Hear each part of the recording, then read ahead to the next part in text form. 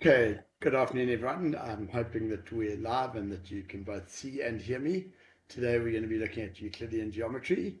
I know the IEB matrix wrote their paper one this morning and hope that that went well.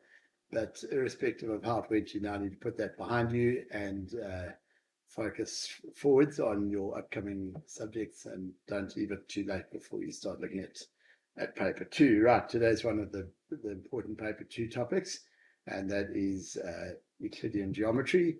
So without too much further fuss, we're going to dive in.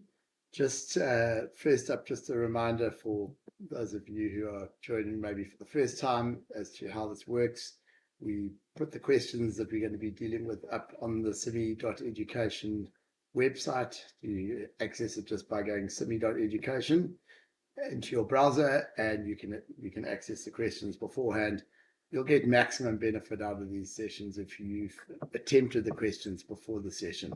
Okay, immediately after the live stream, we put up the worked solutions, and obviously the video of the live stream remains available. But if you are going to watch it afterwards, then try and do the questions before you watch it. Okay, each time we've started off by looking at kind of what formulae we get given, and that's the bad news for today. We don't get given any formulae. I'm going to put up a few things that I would learn if I were you, the things that you should kind of just know, and apart from obviously all your theorems, which we're going to talk about just now.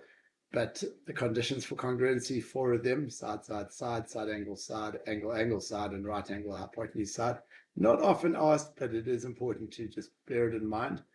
Conditions for similarity, two of them: either corresponding sides in proportion or angle, angle, angle. And then three ways of proving a quadrilateral is cyclic. There they are: opposite angles supplementary, exterior angle equal to the opposite interior angle, or the converse of angles in the same segment. And then obviously proving a tangent using the converse of the tan chord theorem. In addition to that, just some kind of tips. And for me, two tips whenever I approach a geometry writer is to ask myself, what's special about this diagram, and as a result, what theorems might be relevant and might apply. Another thing that I've found tremendously useful over the years is just kind of turning the page around, getting a different perspective on the diagram. That can make the world of difference. Often one sees a theorem or something that that wasn't immediately obvious beforehand. Okay, before we dive in, what I'm going to do is I'm going to quickly just take you through all the theorems, and just show you some sort of sketches of each. So the first one that we're going to look at is this one, and it's just a line drawn from the center of a circle, perpendicular to a chord, bisects the chord, and if it bisects the chord, then it's perpendicular to the chord. So in other words, both things happen, right? The converse is true. In other words, if you draw it perpendicular, it will bisect the chord. If you bisect the chord, it will be perpendicular. Just a corollary of this result is that if you've got a perpendicular bisector of a chord, then it must go through the center of the circle. Right, so that's kind of the first of our circle theorems. We're going to bring up the next one, and that is the angle at center theorem. And there's kind of a few versions of this, and I'm going to just bring it up, and then we'll talk about it. Sorry, center. Sorry. Okay, there it is. Okay, right. So there it is, and basically what it says is that the angle at the center is twice the angle at the circumference. Okay, and we can see it like this. So for me, there's almost 5 different flavors of this. There's one. All right, there is a second one, and the second one is actually kind of the special case, which is actually our angle at center theorem. If this is a diameter, and my hand's probably not going to be steady enough to make it 180, but if it is, then we get a 90-degree angle at the circumference. That's kind of almost a second, like a version of this diagram. A third version is where we've got that, and that's sometimes harder to pick, all right, but still the angle at the center twice the angle at the circumference. This one, which some people mistakenly kind of confuse with angles in the same segment, it's not angles in the same segment. We have all 4 points on the corner of the circle, but notice angle at center, twice the angle at the circumference. And then lastly, this one over here, where we've actually got a reflex angle, all right? And again, some people mistakenly think that this is a cyclic quad. It's not, right? The cyclic quad has all 4 corners on the circumference of the circle. But notice here that this reflex angle is equal to twice the angle on the other side there. Okay, so that's angle at center theorem. Right, the next one that we're going to look at is angles in the same segment. And we'll just on that sketch, so I'm just trying to make this a little bit more seamless, but I'm struggling to find my sketches. Okay, here we go. All right, so there's the angles in the same segment. And basically, when we have a chord, all right, it cuts the circle into 2 segments, the minor segment and the major segment. So if we show those 2 segments, there they are. They actually, I've kind of colored them differently, but you can see if we change the position of the chord, then you can see the 2 segments. The green segment's the minor segment in this case, and the yellow segment, the major segment. Now, if we show the angles that are created in that segment off that chord, we can see that the 2 angles created in the yellow segment, anywhere where we create an angle in the yellow segment, they're all the same size, all right? The angles in the blue segment, sorry, in the green segment, are also all the same size. If I change the size of the segment, then the segments, then obviously those angles change. Right, this is the angles in same segment theorem. Okay, next up is our, it's a kind of a corollary of that one, and it's the equal chords subtend equal angles theorem. Okay, here it is over here. It looks like this. All right. So here we've got these angles in the same segment. They're being made by this chord, right? And obviously we make the chord bigger. So this, you're probably saying, Paul, what's different? This looks just like the last one. But in fact, what I can do is I can slide that round. And these angles are not in the same segment, but they are in segments of the same size. So they are subtended by equal chords or equal arcs, right? And so that's a really important theorem as well, just to remember. If you've got equal chords, then they will subtend equal angles, and if you've got equal angles, they must have been subtended by equal chords, or they are subtended by chords rather, than those chords will be equal in length. Okay, so that's that one. The next one I want to look at is a converse, and it's the converse of the angles in the same segment, and we just find that sketch. Right.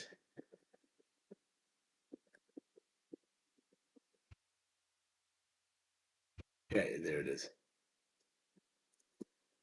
Okay, so what we've got here, we've got these angles. I can choose the size of this angle, and obviously the blue angles are going to be the same size. Those 2 triangles, the 2 black triangles, will always be similar. But no matter where I've got this, there will be a circle through there. And that's the converse of the angles in the same segment. The angles in the same segment says if there's a circle, those angles will be equal. The converse says if those angles are equal, no matter kind of where I drag these things, I'll always be able to put a circle through those points. Right, so it's one of the ways in which we can prove 4 points concyclic. Concyclic means forming the corners of a cyclic quad. Okay, the next one that we're going to look at is around cyclic quads. So let's have a look for our cyclic quads. There they are, and there are 2 results for cyclic quads. Firstly, that the opposite angles are supplementary, so the 2 blue angles are supplementary, and then the 2 red angles are supplementary, but also an exterior angle is equal to the opposite interior angle. So we can see it doesn't matter where we drag this thing, those results hold.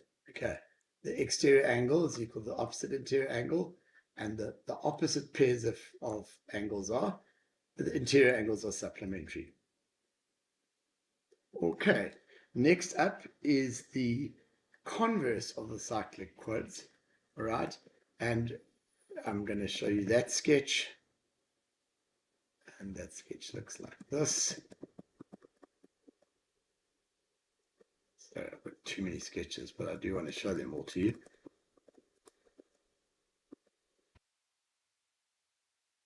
Okay, there it is there. Okay, and what we've got here, I've got a sketch here where I choose an angle, and the opposite angle is automatically supplementary, and obviously as a consequence then the exterior angle will be there as well. Because this diagram is like this, I'll always be able to put a circle through those 4 points. Okay, so it doesn't matter kind of where I drag it. All right, like that, there will be a circle through here because the opposite angles are supplementary, or the exterior angle is equal to the opposite interior angle. Okay, we're getting there. We're now going to look at the tan chord theorem.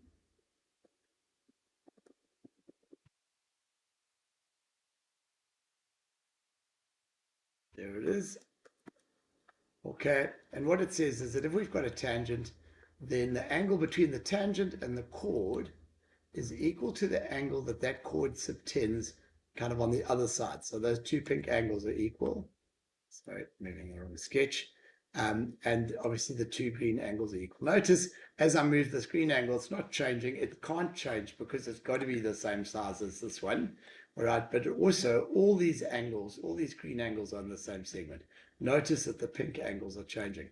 If I go and change this angle, then the pink angles stay the same and the green angles change. Right. Some people refer to this as the windsurfer theorem. They say it looks like a windsurfer with a sail and the sun setting in the background. However, if that's how you're used to seeing it, then just be aware that you might need to turn your page around in order to recognize the tan chord theorem. The next one that we're going to look at is the converse of the tan chord theorem. Okay, and I'll just find that sketch for you. There it is over there.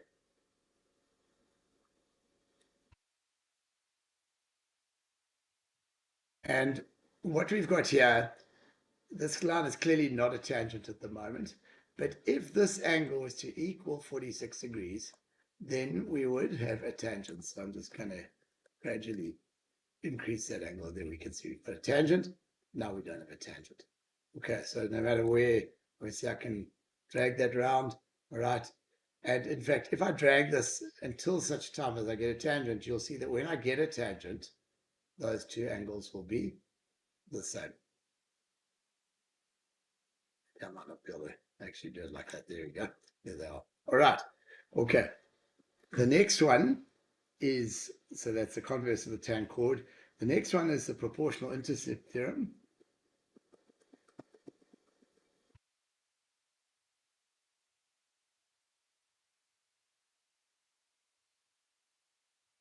There it is. Okay. And what it says, if we've got two lines drawn parallel, then the ratio that they cut this, sorry, but a line drawn parallel to one side of a triangle cuts the other two sides in the same proportion. So what we can see is that as I drag it, the ratios on both sides are the same. Okay, that is the proportional intercept theorem. Next up, I'm going to show you the converse of the proportional intercept theorem. And what that looks like is as follows. And it basically says if we divide two sides of a triangle in the same proportion, then the lines will be parallel. This line will be parallel to the third side. Sorry. So what I've got here is I've got that this is, I can choose what proportion of the way down the line I want to be, but I'm the same proportion on each side. I'm just going to go, say 1/4 of the way down the line. All right. So it's 1/4 of the way down the line. So this is 1:3. And notice if I show the gradients of these two lines, they both have the same gradient. They are parallel. That's the converse of the proportional intercept theorem. Okay, and then moving swiftly on, we are now going to look at just some results around triangles, and we're going to look first up at this one, and it's just the idea of similar triangles. Okay, and here you notice I can choose the size of two angles, the sort of black angle and the pink angle. And if two of them are equal, then the third one obviously has to equal because it will be the supplement of those angles. But notice that these triangles are similar. It's got nothing to do with the sort of spatial position, but you'll notice that as I drag either of them around, the ratio of their sides, in other words, if I take the red side on the left-hand triangle divided by the red side on the right-hand triangle, I get the same as if I take the green divided by the green or the blue divided by the blue. Okay, it's similar triangles. And then last but not least, or second last, I think, is this really, really important result, which a lot of people struggle with, and it's the idea of triangles sharing a height. Okay, and so I'm going to show you this sketch over here, and I'm going to ask you, what do these triangles share? Right, and now it's not actually obvious at all, but they do in fact share a height. And this is where if you turn the page around, you can see. What I'm going to do is I'm actually going to turn the diagram around, right? Those triangles share a height, and if I line them up like that, you can see that they share a height. And if triangles share a height, and I'll show you the height, there it is, then the ratio of their areas is the same as the ratio of their bases. Right, so notice the bases are the red base to the green base, 7,06 to 3,51, and the ratio of the areas is exactly the same. And that's not surprising because the area of a triangle is half base times height. So if the heights are the same, the halves are the same, then they have their areas in the same ratio as their bases. All right, obviously I can change some things around here, but when I rotate the diagram, all right, now at the moment the heights are still marked in, all right, but they share a height. Okay, those triangles share a height. Okay, and then the very, very last result is one around areas of similar shapes, and that diagram looks like this.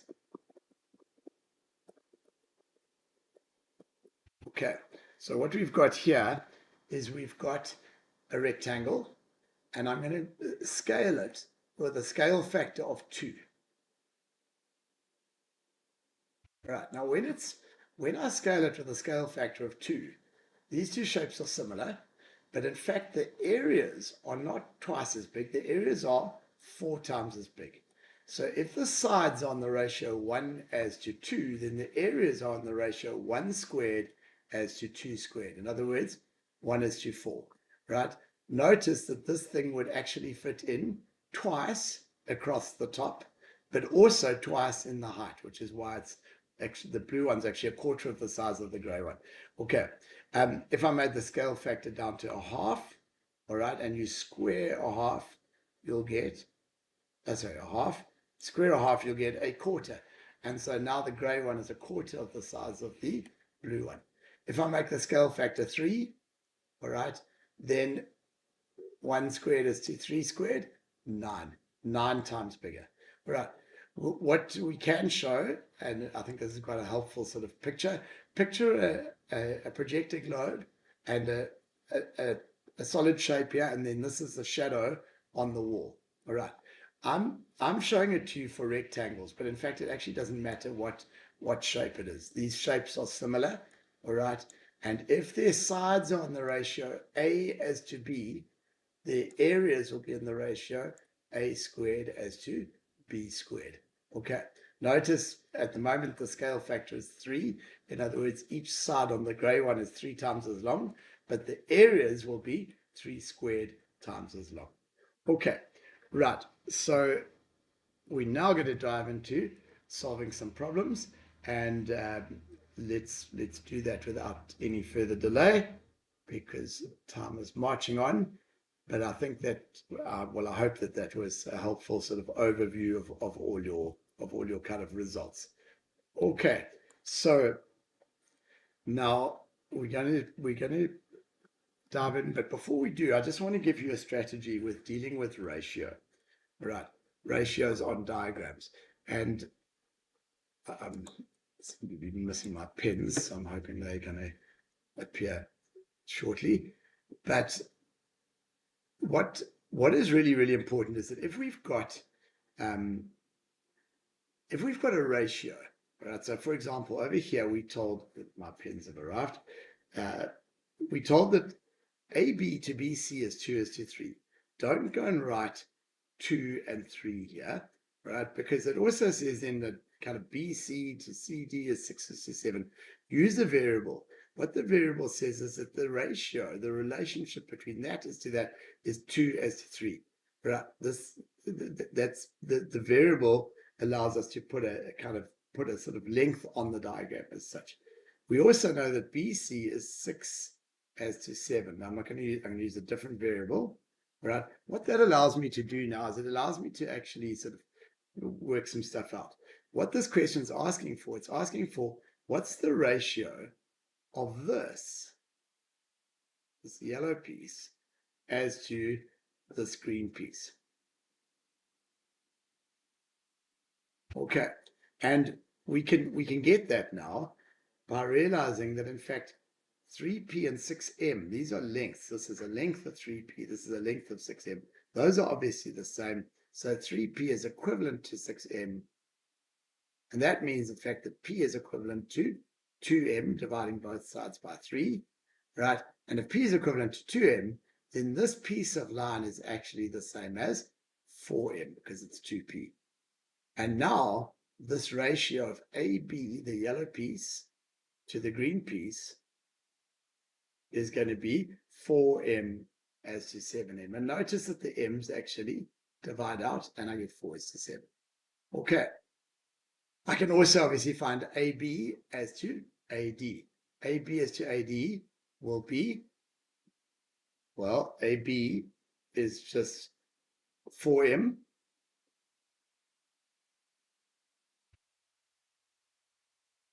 And AD is 4m plus 6m plus 7m. It's actually 17m.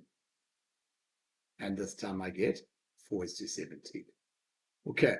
We can actually do something similar with areas, right? Suppose the area of triangle ABC to the ratio of this area to the ratio of this rectangle is 3:8.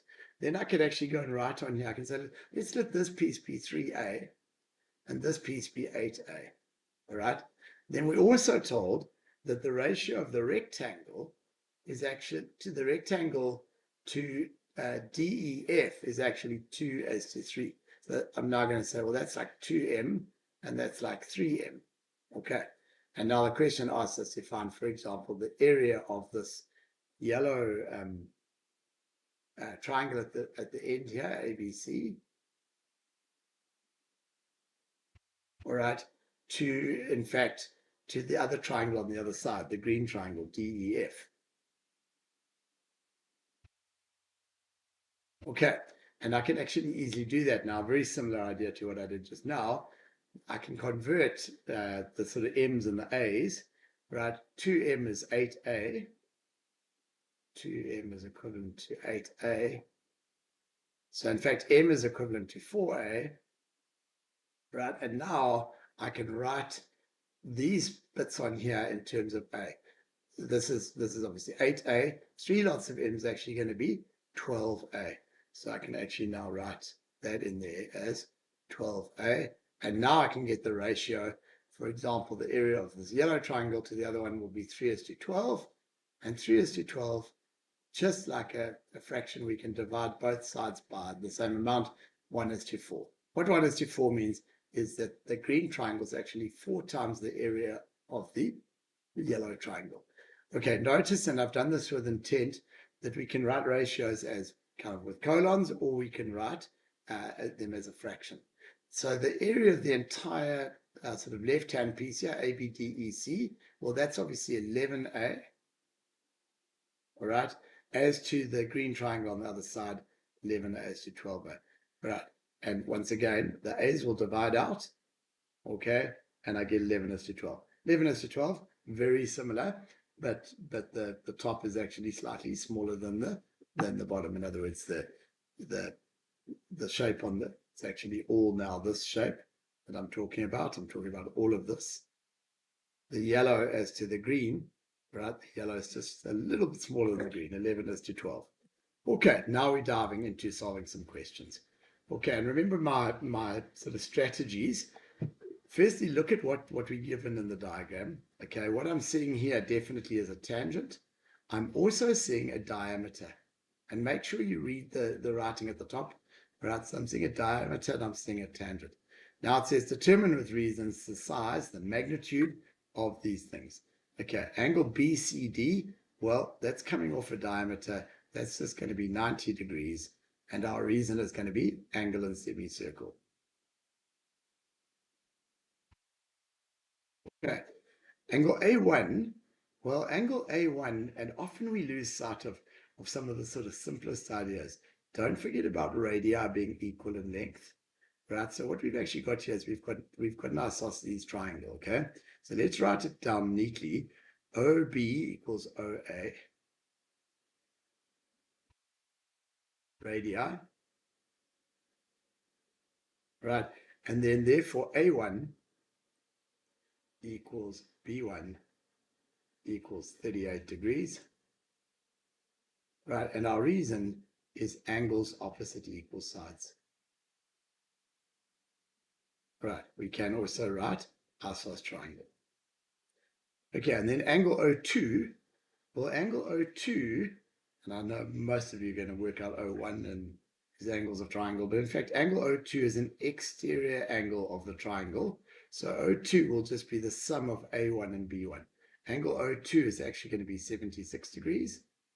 And the reason it's 76 degrees is exterior angle of triangle. Right, and it certainly makes it easier for the person marking it if you even tell us which triangle. Okay, it's the exterior angle of that triangle.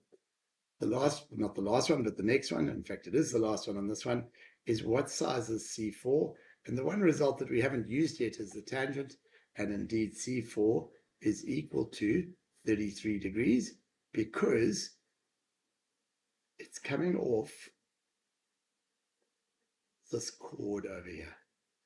Right, there's the tangent and the chord, and that chord is subtending, making this angle over here. Okay, we can see it quite clearly that it's kind of going there and there. Right, a big part of success in geometry is being able to, in your mind's eye, shut out kind of, so just trying to get the right implement here, is to try and shut out everything but in other words, to try and focus just on a piece, because I think if I do this,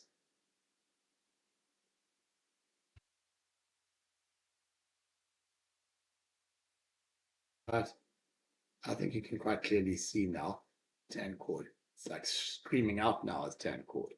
Okay, obviously you don't have this facility in the exam, but in your mind's eye, you need to be able to kind of focus on an aspect of the diagram. And that's a valuable life skill, being able to kind of focus on a particular piece of any situation, not even a maths problem, but anything.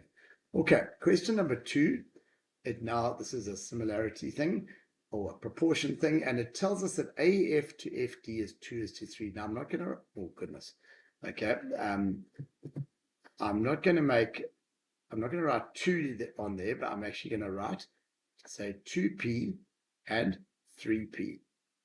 Okay, then it says, what is AF to DB? Sorry, this is not AF to FD, correct, is 2:3. Now it asks me to find AF, this piece, to this piece. Okay, now first up, I'm just going to go and put some other ratios on this diagram. I might well turn this diagram around. I might well also, just for now, in my mind's eye, shut out these lines here.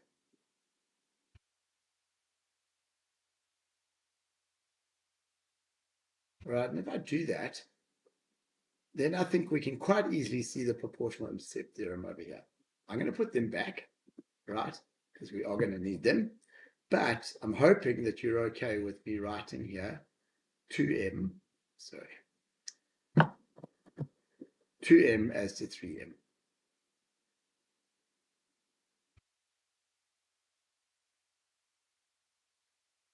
Okay, and then that's 2m is to 3m. Then if I now in my mind's eye shut out these lines,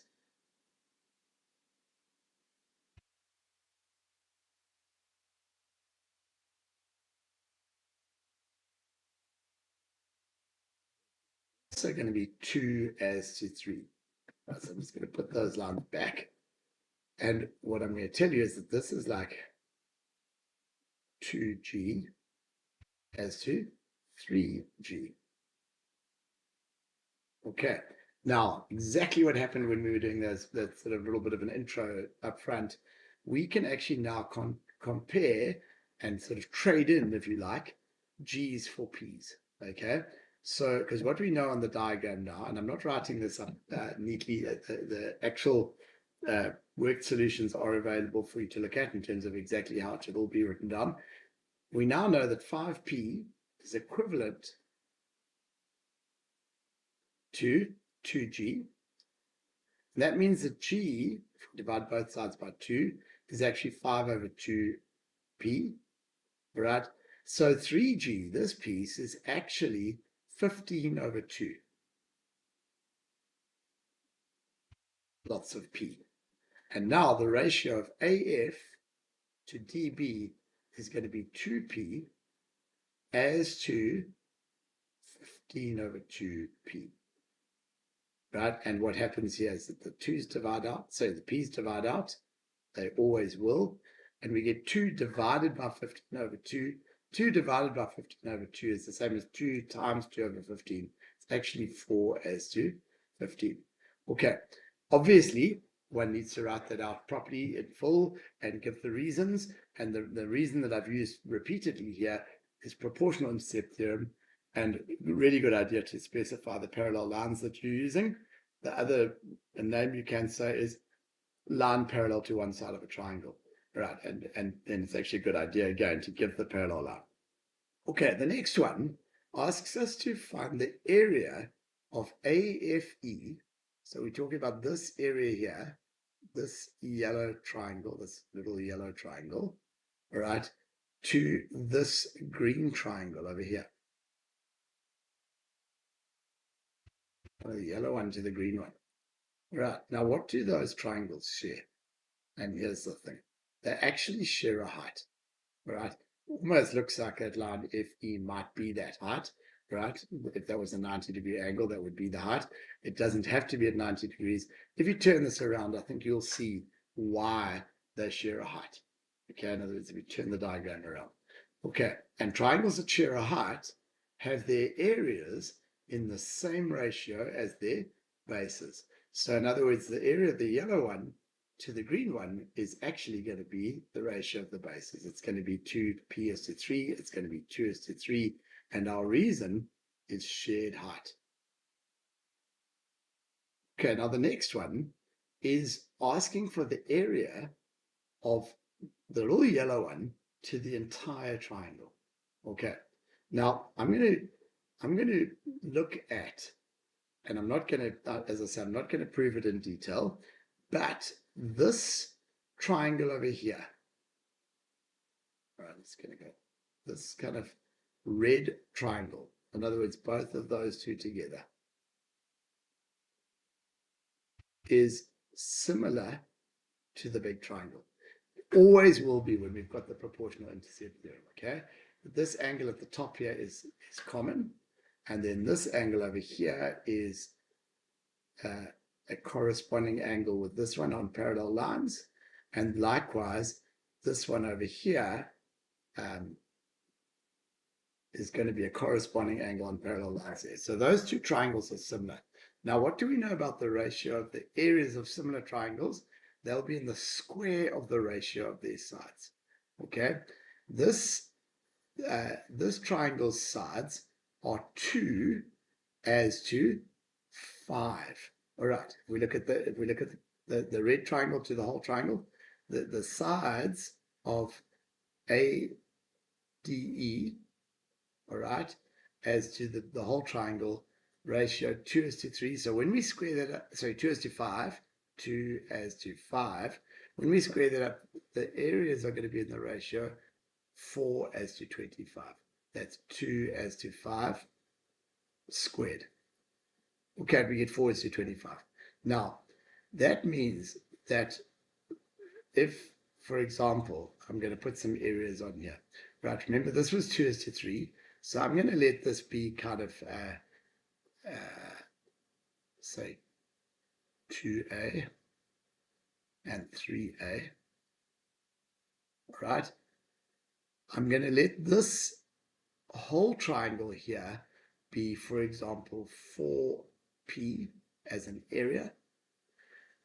That means that the big triangle must be 25p, right? Which means that, in fact, this unshaded region must be 21p. Okay, 4p is to 21p. Okay, 4p as to 25p for the whole thing. Right, now, remember, I want the yellow bit to the entire thing. All right, and the yellow bit I've got in terms of A, the entire thing I've got in terms of P. But once again, I can convert here because I know that 5A is equivalent to 4P, right? So in fact, A is going to be 4/5 of P. And in fact, if A is 4/5 of P, then the little yellow triangle, 2A, is 8/5 of P. Right? And remember that the entire triangle is 25p. So the area of the little one is 8p over 5. And the big one is 25p. So it's actually 8. The p's will divide out. It's 8 over 5 divided by 25. And 8 over 5 divided by 25 is the same as 8 over 5 times by 1 over 25. And so I get 8 as to 125. Okay, that's the ratio. Okay, people do not find this easy, but I'm hoping the sort of strategies I'm showing you are helping. Okay, another similarity one. This one we're told that CF to FB is 3 as to 2. 3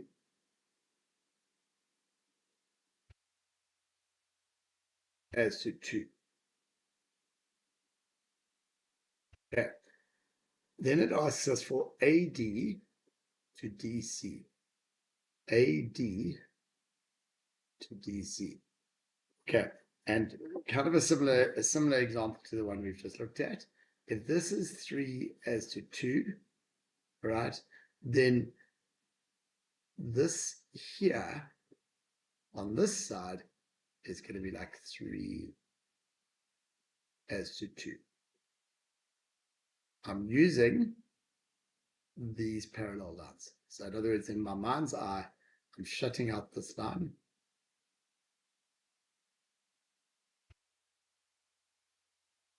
Yeah, I'm not shutting out that line at all. I'm shutting out this line.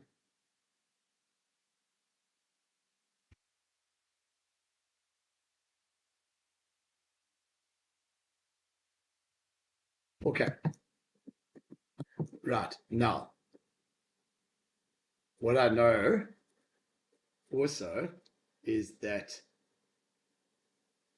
if this 3p is to 2p, this here must be 3p is to, or 3 is to 2 as well. So for example, this over here would be, for example, say 3g and 2g. Right. The question asks for AD to DC. I've already done that. AD to DC is going to just be 2 is to 3. And the reason is line parallel to one side or proportional intercept theorem.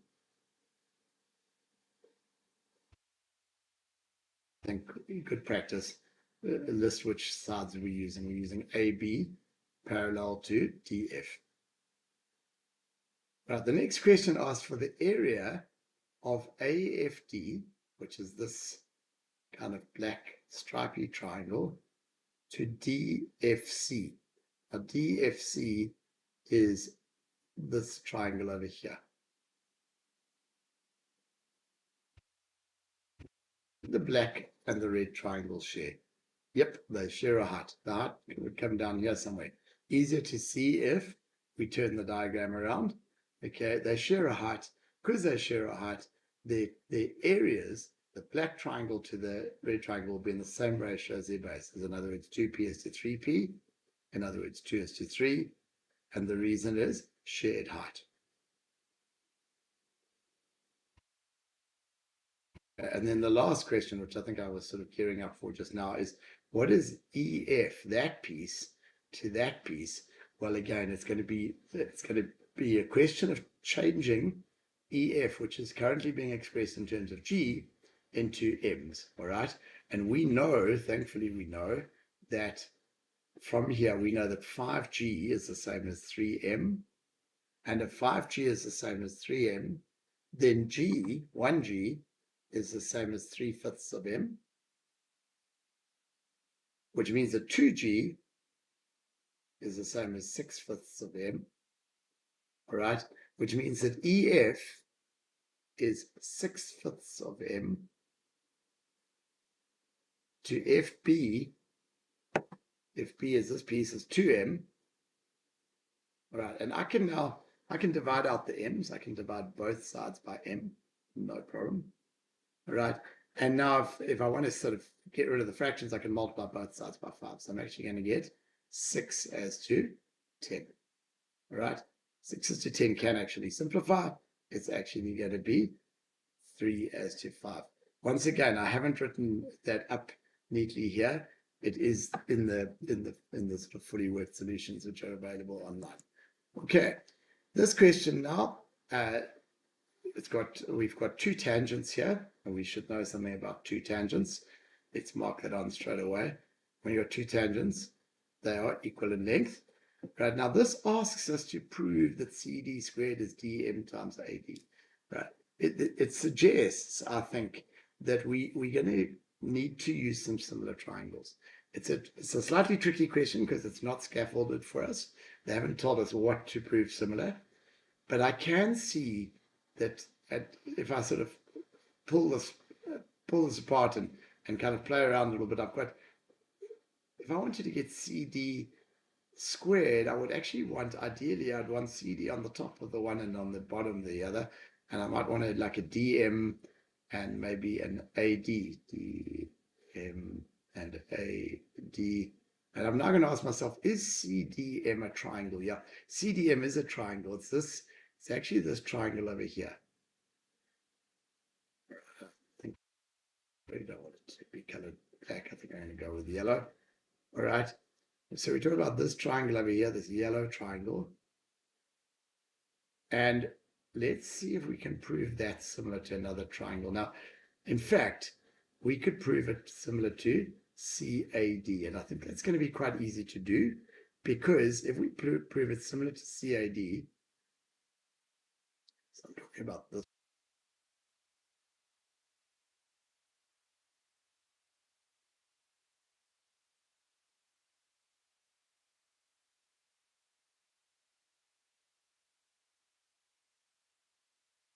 Okay. This is going to, so I'm just going to make sure I put those little two lines that are equal to one another here, otherwise I'm going to create a big problem for myself later on. Actually, just going to put one line, one nice big line here on each side. Okay, right. These triangles are easily proved similar. Common angle, and then from our tan chord, this angle over here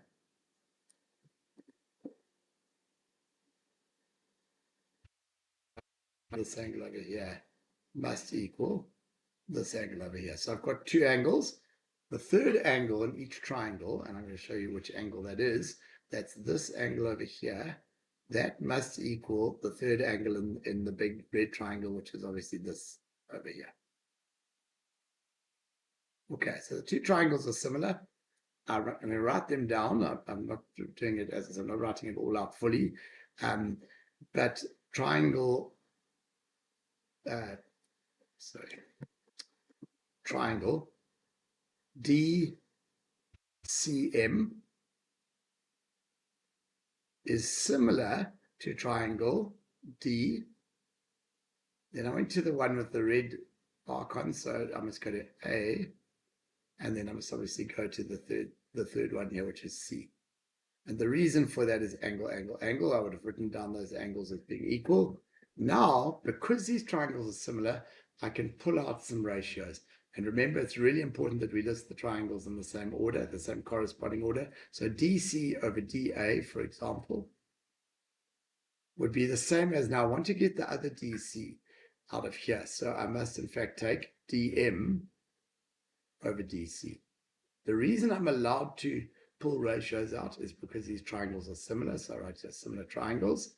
And now remember that if we've got two fractions equal, the top of the one times the bottom of the other is equal to the top of the other times the bottom of the one. So in other words, DC squared equals DM dA, which is the result we were trying, dA, which is the result we were asked to prove. Okay, I don't need a reason going from here to here. That's just algebra. Okay, then it says, prove that dm over MA, now I'm looking at this, dm over MA is the same as DC over CB. It almost looks to me that this is a kind of almost like it would be a proportional intercept idea.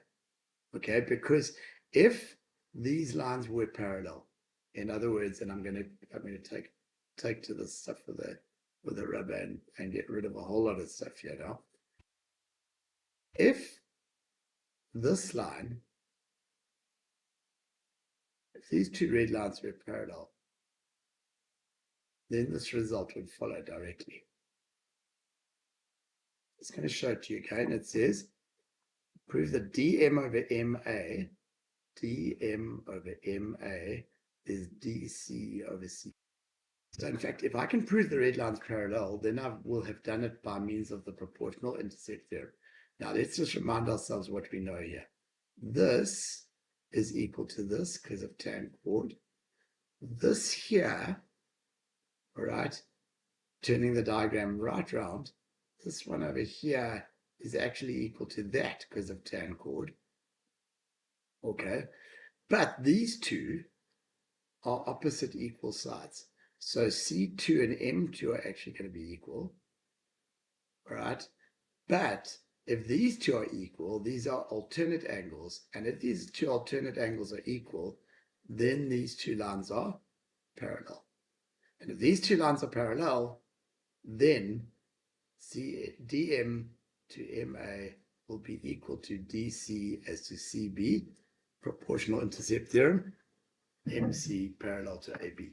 Right, as I said, I'm not writing it all up, otherwise it's going to take too long. I'm just trying to give you an idea of the sort of approach. Okay, now this question here, we told that this is a diameter, so just be very mindful of that. And there is a set of parallel lines as well. This question asks us to prove that punk is a cyclic quadrilateral. Okay, now punk is in fact this shape over here, this yellow shape over here. And you can see I'm using color, and obviously you've got to be careful about sort of making your diagram overly complicated, but just make sure that you sighted on what you're trying to prove. Now, when I see, right, prove something is a cyclic quadrilateral, straight away I'm going back and there. I've got three ways of doing that. If I can prove the opposite angle supplementary, if I can prove the exterior angle equal to the opposite interior angle, or the converse of the angles in the same segment. Okay, so let's just see what I've got here. First up, this, remember that ST is a diameter. And if ST is a diameter, then this side, sorry, this angle over here is a 90-degree angle. Okay, it's being subtended by a diameter. But in fact, so is K1. All right. And if both of those are 90, then obviously this here must be 90 because it's angles on a straight line. And now we've got an exterior angle equal to an opposite interior angle. And so therefore it's a cyclic quad. And remember, when we write that down, that it's ultimately we will show, for example, we'll show that, and I'm not going to write it all down, but U1 is equal to angle K3, And then we're going to say, therefore, punk is a cyclic quadrilateral. Okay. It's a cyclic quadrilateral. Now, the reasons, and just be careful here, we can just write exterior angle is equal to the opposite interior angle. Alternatively, we can write, and if we use the word cyclic quadrilateral, we've got to use the word converse. We can say converse exterior angle cyclic quad. Right. So just be aware of that. If you use the word cyclic quadrilateral, then you must use the word converse. But you can also just say exterior angle equals opposite interior angle. Okay, so that was that. The next question says, prove that SO is a tangent to the circle. Right. Prove that SO is a tangent. So they didn't tell us it was a tangent. Okay, now just bear in mind, and this is really, really important. Even if you couldn't do part A, in other words, you couldn't prove that punk was a cyclic quadrilateral, you now need to assume that it's a cyclic quadrilateral, and you can still get full marks for B, even using the fact that it's a cyclic quadrilateral, even though you haven't proved it. Okay, so you can always assume stuff from the previous part of the question. Right. Okay, now, let's take a look. We've got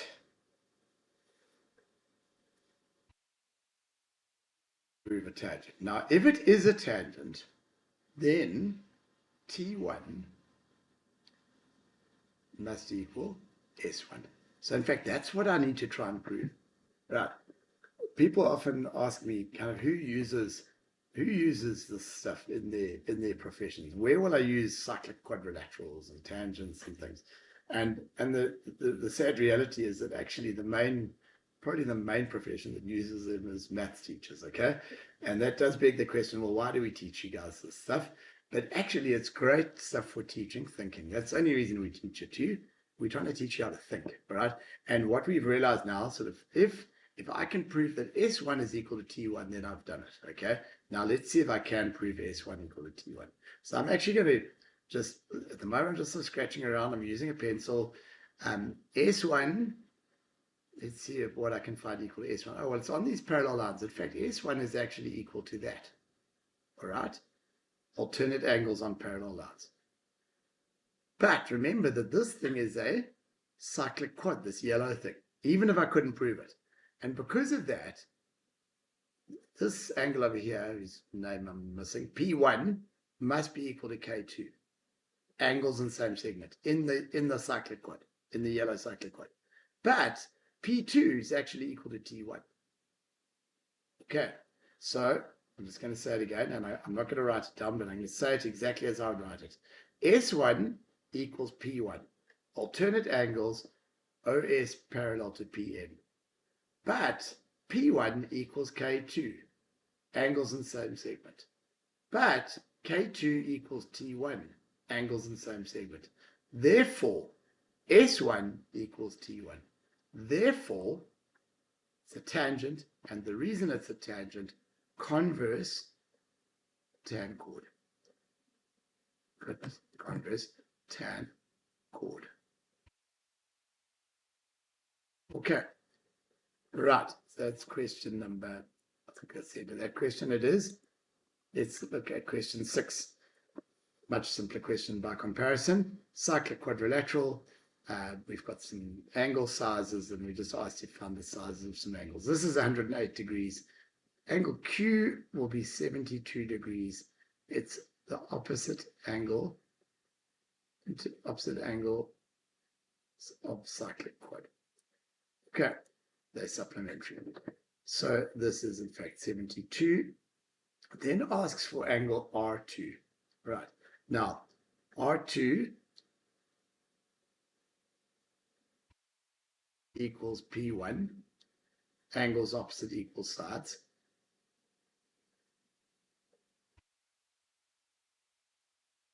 Therefore, 2R2 plus 72 must be 180, and that's angles of triangle. Right, so in fact, these two together must add up to 108. So R2 would in fact be 54 degrees. This one will be 54, so this will be 54. It then asks us for P2. Well, P2 is very straightforward. It's just from the tan chord, P2 is just 39 degrees tan chord.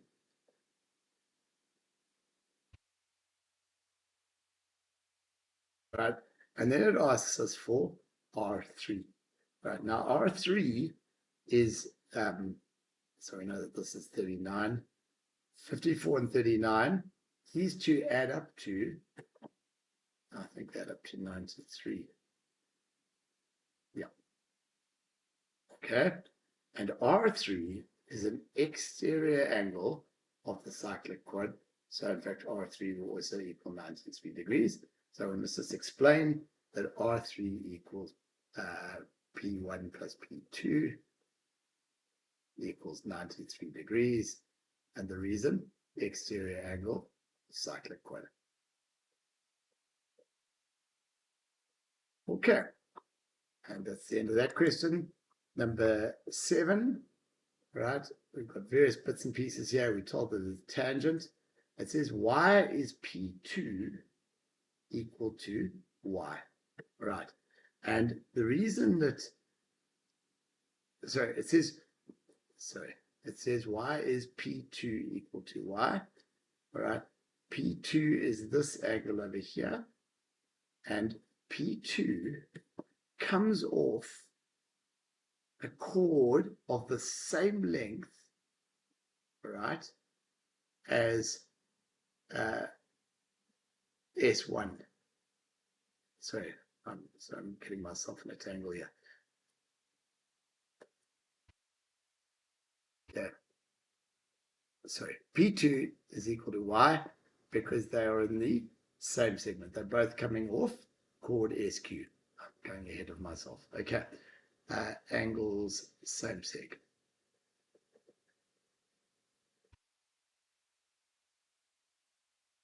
All right. Prove that PQ bisects TPS. Right. Now this here, and this is a bit of a scaffold. We know that P2 is Y. All right.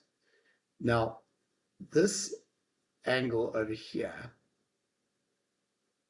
is Y. This angle over here is obviously Y as well.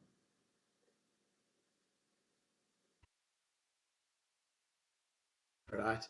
We're trying to prove that PQ bisects this angle. Okay, and then lastly, this angle over here, if we turn the diagram around, this is the tangent. This angle over here is Y because it is equal to P3 equals S1 because of the tan chord theorem. Okay, might be much easier to see if we turn the diagram around. Now we've shown that these are both Y, and therefore this line PQ obviously bisects S PT or TPS. Okay. Determine POQ in terms of Y, right? Well, POQ is going to be twice Y. And the reason it's going to be twice Y is this is the angular center theorem. PQ, this line over here, this chord, this blue, makes an angle at the edge and it makes an angle at the circumference. The one it makes at the circumference is Y, and therefore the one that it makes at the edge must be 2Y. Right. Then it says, prove that PT is a tangent to the circle through the points P, O, A, and T. Right. So in other words, P, O, and A. Right. So what we're trying to prove, and it's a bit dicey here, but I'm going to sort of try and draw in the circle that they're talking about. They're talking about a circle over here. Very well at all. It's not going to be anywhere near there. It's going to be more like this.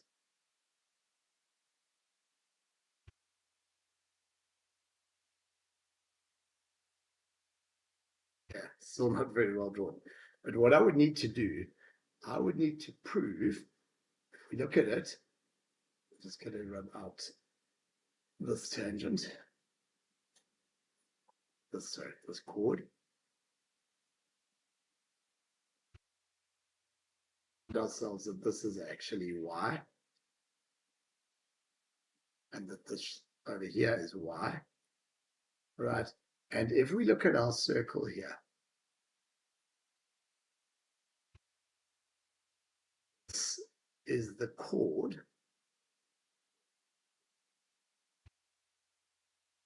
So this green chord is making an angle of 2y, and this is the angle between the tangent and the chord, which is also 2y. And so because this angle here is equal to all of this angle here, the sine PT must be a tangent.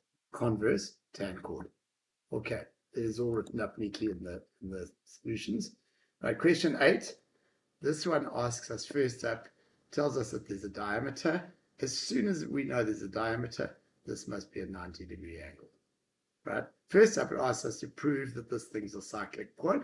Well, it's already been done because, and when I say this thing, I'm talking about this kind of yellow stripy shape here, is a cyclic quad.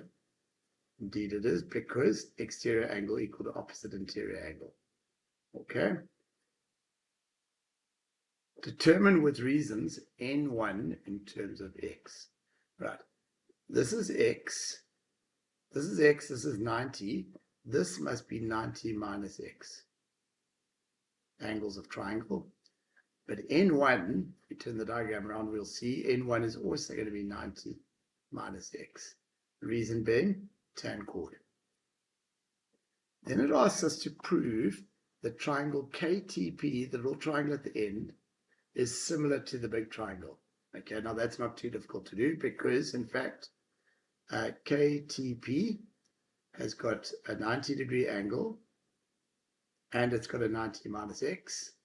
The big triangle has got a 90-degree angle and a 90 minus x. Right, this angle over here is obviously going to be x as well, exterior angle of the cyclic quad that we've proved. So they are clearly similar. Write them down, angle, angle, angle. Now we are asked to prove some sort of ratio thing going on here, and it looks a little bit hairy, okay? So what I'm going to do is I'm going to try and pull a ratio out of here. So KT over, if I take KT there, I must take KL here. All right. That will be the same as taking, I want to get KN, so I'm going to take KP. So KT over KL is KP over KN. Okay, and the reason I can do that is similar triangles. Now, if I cross multiply here, in other words, the top times the bottom will be equal to the top times the bottom times the top, KL times KP. Okay. I'm now looking, the left-hand side is exactly what I want. The rest is looking not great, but let's just see what I've got. I've got KL and KP. Now, KL is actually twice as big as KP, right? So, in fact, instead of KL, I could write 2KP times KP, or 2KP squared. Now, what I'm seeing here, I'm seeing the 2, and I'm seeing what looks like Pythagoras, and it is indeed Pythagoras, because in fact, KP squared, if I'm looking at this right-angled triangle over here, this red one, sorry, not red one, this triangle is a right-angled triangle, and if I apply Pythagoras in here, then in fact a KP squared is actually a KT squared minus a TP squared. So in fact what I've got, instead of KP squared, I'm going to go KT t squared minus tp squared. And when I multiply this 2 in, I get exactly what I needed. All right. I would say this is potentially, without wanting to stress people out, this is potentially some of the hardest stuff in the entire matric syllabus, okay? But it is doable, it is possible, right? You just got to kind of keep calm and use the sort of techniques and the skills that we've shown you. Okay, the second last question, all right, and it's a much easier one by comparison. Okay, this tells us that SQP is 70 degrees. So this here is 70 degrees. All right, and then it asks us to calculate angle T1 with reasons. Okay, now if that's 70, T1 is obviously 70 degrees, exterior angle of triangle. Right. I haven't put mark allocations on this one today. Some of them I have, some of them I haven't. The mark allocation is often a little bit of a hint as to kind of how much complexity is involved. That would probably be 1 mark, maybe 2 marks. 1 for the angle, 1 for the reason, maybe. Right, then it says calculate Q1 with reasons. Right. Now, this angle, Q1,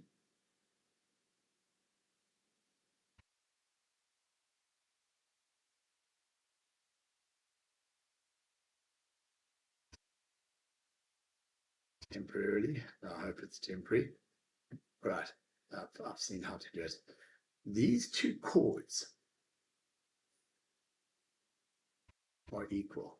And remember that equal chords subtend equal angles. What that means is that this one, Q2, must be the same size as Q1 because they're subtended by equal chords. All right, and because of that, Q1 must be 35 degrees. They must each be 35 degrees. Okay. Then it says, now we are told, all right, we couldn't use this earlier. Now we're told that these two lines are parallel, these two blue lines that we've tried to draw. One and this one are parallel. Okay, and it now says to us, calculate T2 with reasons. Right, so just remember that we've got a 70 there, but we've got a 35 and a 35. All right, and these lines are now parallel. So if they're parallel, then obviously this is going to be 35 degrees because it's an alternate angle with this one over here on the parallel lines. Okay, so we've got T2. Then it asks us to prove that TR over TS is RQ. TR over TS is RQ over RS. Okay, now if I look at RQ over RS, it will equal, using the proportional intercept theorem, it will in fact equal TP, all right, over TS. And that's proportional intercept theorem or line parallel to one side. But I do like to list the parallel lines, TR parallel to PQ. Okay, now if we look at what we were asked, just have a look at this. We got TP over TS. That's looking good. But we've got TR instead of T. We've got TP instead of TR. All the rest is looking good. But in fact, if we look at our diagram, that TP equals TR given, and therefore the result holds. Okay, in other words, RQ over RS is actually equal to TR over TS. And that's the result that we were asked to prove. Okay, the very last question, and we've literally just got 5 minutes left to do it. Right, give a reason why triangle DEG is similar to EGF. Well, they've both got So we're talking about the kind of this triangle over here, right? The red one and the blue one. They've both got an angle with the one arc on, and they've both got an angle with the two arcs on. So the third angles must be equal. So there it is. Okay. Then it asks us to calculate the length of GE. We're going to do that by pulling out a ratio here. So DE over EG will actually be the same as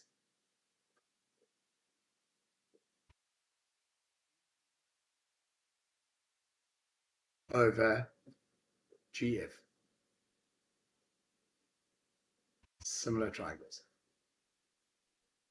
Cross multiplying, I get EG squared. Sorry, I haven't left myself enough space there. So I'm just going to go up here. EG squared is actually DEGF. And that's actually these two lengths. So it's actually 45 times 80, 45 times 80, which is actually 3,600. That's EG squared. So in fact, EG is actually equal to 60. Right. Next up, we get asked to prove that DEH,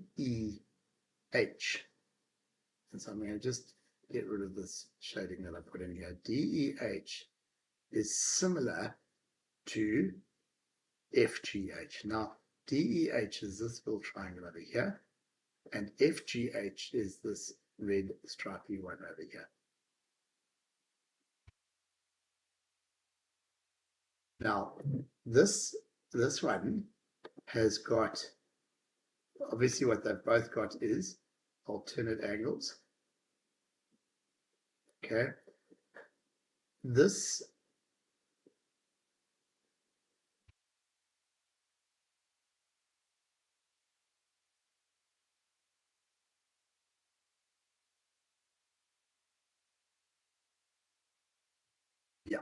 this angle over here is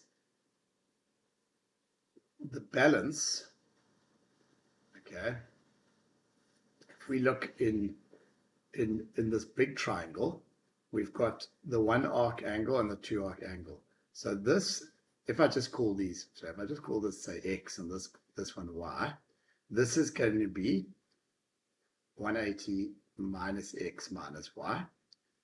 And in the black triangle, sorry, in this other big triangle, we've got an X and a Y. So in this triangle on the top here, DGE, this must also be 180 minus X minus Y. So now I've got two angles. So the third angle, and I'll just show you which the third angle is. The third angle in this triangle is this little angle over here, this yellow angle. That must be equal to the third angle in the red triangle, which is this one over here. Right, so each of them's got kind of a green dot, a yellow angle, and a 180 minus X minus Y. So they are, in fact, similar. And then it says, hence calculate the length of GH. Right. Now, remember that we've worked out the length of GE. Okay. We know that, sorry, around 60 degrees. Okay, it's just 60 units. Okay. But I can now try and pull a ratio or two out of here. I want the length of GH. So GH over EH will equal, for example, FG, which I know, over DE, which I know as well. Okay, so FG is 80, DE is 45, GH is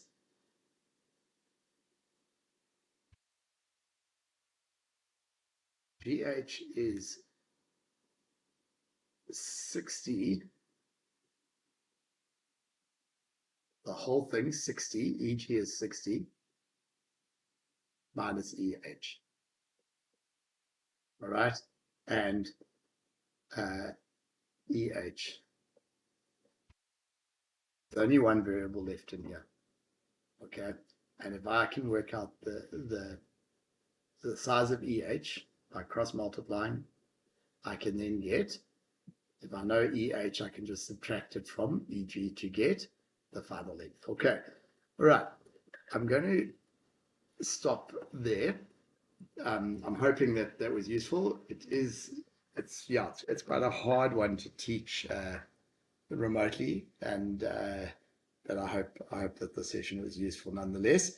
The memo will go up now on the SME.education on the Shai Izibalo Maths Institute website.